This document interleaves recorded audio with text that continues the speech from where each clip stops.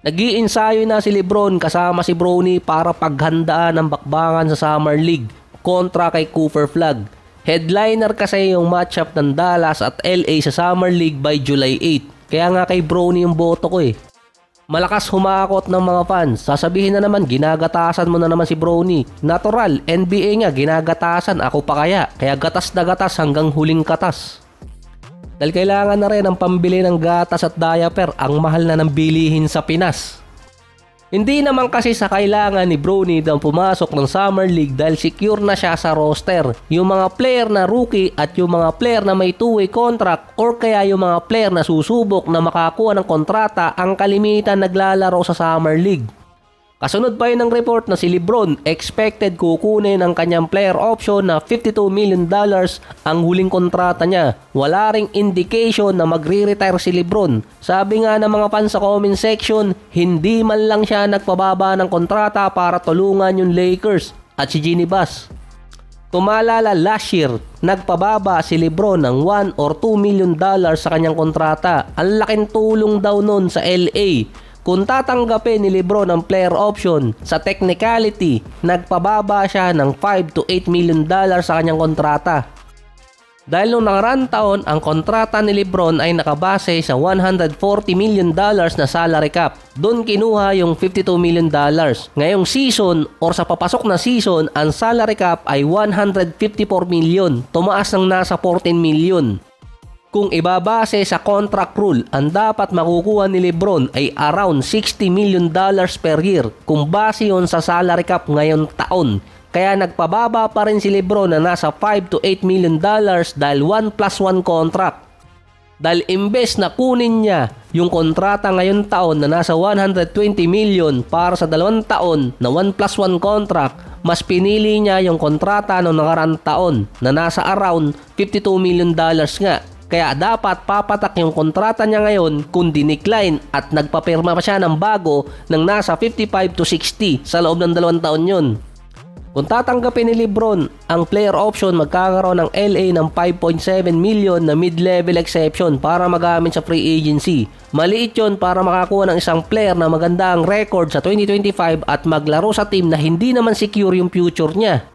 Ang teams na may consider pang malaking salary cap ngayong taon ay Nets, Jazz, Hornets, Dallas pasok pa rin, San Antonio at ang OKC Thunder.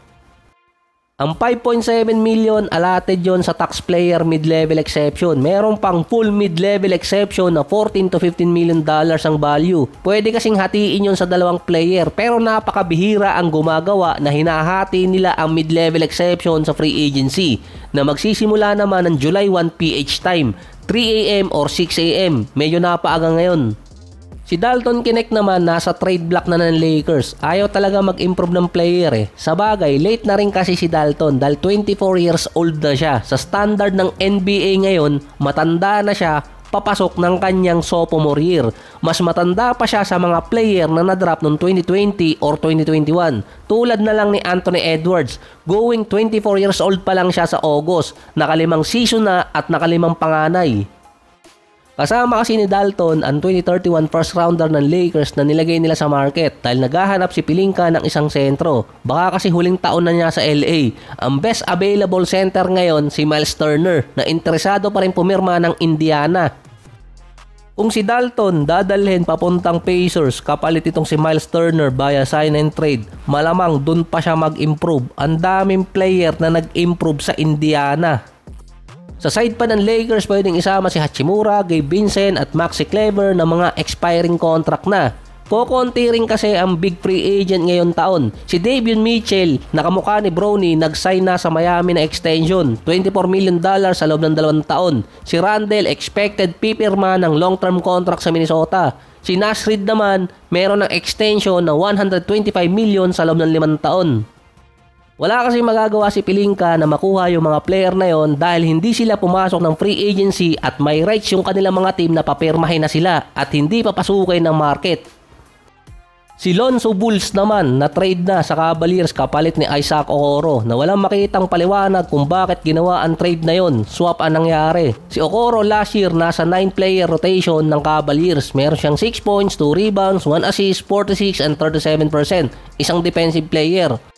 Si Lonzo naman noong nakarang taon nasa 35 games, 7 points, 3 rebounds, 3 assists, 1 steal, 36 and 34%. So isang defensive point guard din si Lonzo.